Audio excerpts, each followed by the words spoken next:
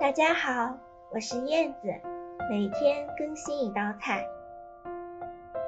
今天用草鱼做好吃的。草鱼清洗干净后，加适量盐、五香粉、白胡椒粉、料酒、老抽、生抽，把它翻拌均匀，放一边腌制30分钟。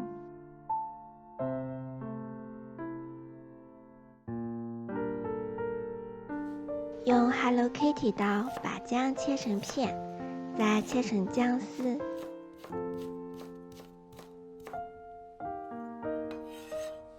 大蒜切成片，小米椒切成圈，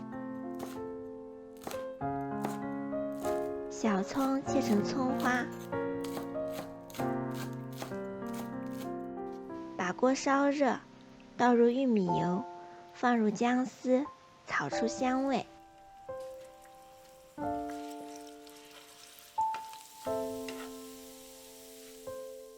再把鱼块放进来，中火煎制。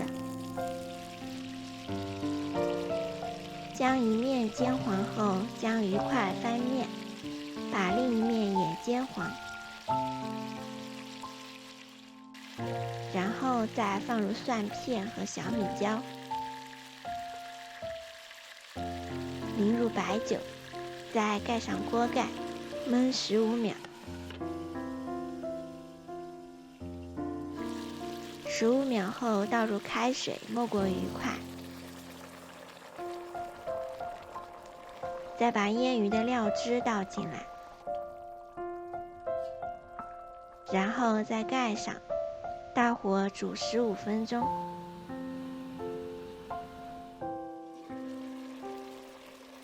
汤汁快要收干时，加入白糖和醋。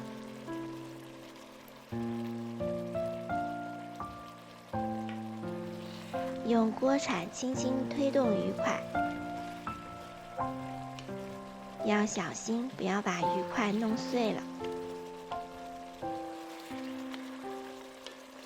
最后撒上葱花，美味继承。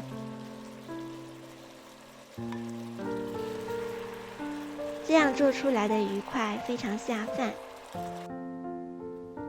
鱼肉营养丰富，脂肪含量很少，